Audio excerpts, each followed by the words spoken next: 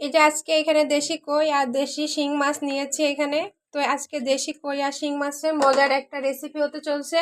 তো কেউ কিন্তু ভিডিওটা স্কিপ করবেন না, সম্পূর্ণটা দেখবেন। আশা করি সকলের অনেক ভালো লাগবে। আজকে বানাবো দেশি কই মাছ আর শিং মাছের তেল ঝাল। প্রথমে দিয়ে দিলাম মরিচের গুঁড়া। আসসালামু আলাইকুম বন্ধুরা, কেমন আছেন? আশা করছি সকলে অনেক ভালো আছেন। আলহামদুলিল্লাহ, আমিও আপনাদের দোয়াতে ভালো আছি। সকলের সকলের প্রতি অনুরোধ রইল, ভিডিওটি সম্পূর্ণ দেখবেন। দেখে ভালো লাগলে লাইক কমেন্ট শেয়ার করে দিবেন। সুন্দর করে মাখিয়ে নিয়েছি, এবার ভেজে নেবার পালা।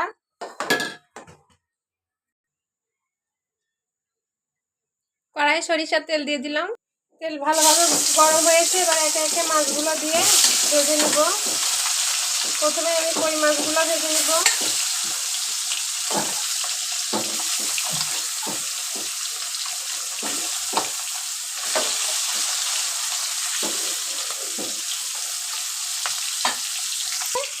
মাছগুলো ভাজা হয়ে গেছে, এবার উল্টে নিব সবগুলো মাছ।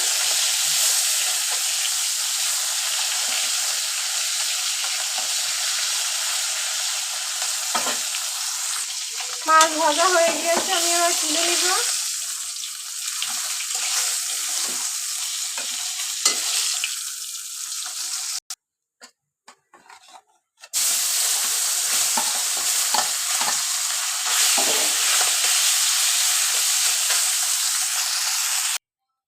তো মাছ তো ভেজে তুলে নিয়েছি, দিয়ে দিলাম রসুন বাটা ওই একই তেলে, পেঁয়াজ বাটা,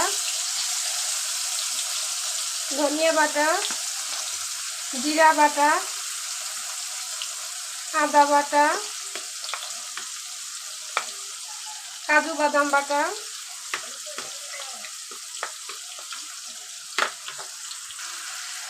মরিচের গুঁড়া, হলুদের গুঁড়া, স্বাদ মতো লবণ।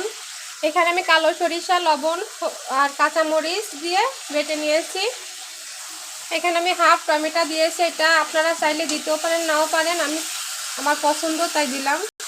অল্প একটু পানি দিয়ে আরও একটু সময় কষিয়ে নিব ভালোভাবে।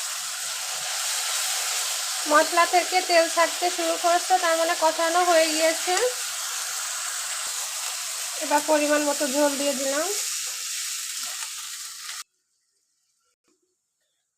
কাঁচামরিচ অর্ধেক করে ফাড়া আছে। ঝোল ভালোভাবে ফুটে গিয়েছে, ভেজে রাখা মাছ দিয়ে দিলাম।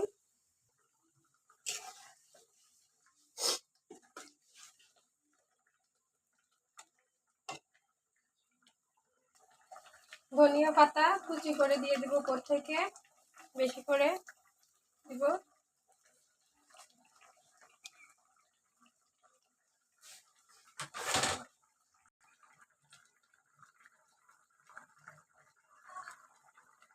অল্প একটু গরম মশলা বাটা,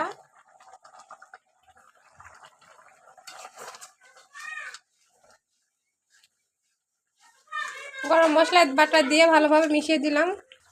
আমার কই মাছের ঝাল রেডি। তো চুলা বন্ধ করে দিলাম। একটু পরে আপনাদের ফাইনাল লুক দেখাই কেমন হয়েছে। এই যে আমার কই মাছ আর শিং মাছের ঝাল রেডি। তো কেমন হয়েছে অবশ্যই কমেন্ট করতে ভুলবেন না। ভালো লাগলে ভিডিওটি লাইক কমেন্ট শেয়ার করে দিবেন। দেখা হবে অন্য আর একটা নতুন ভিডিও নিয়ে। ততক্ষণ ভালো থাকেন, সুস্থ থাকেন। আল্লাহ হাফেজ।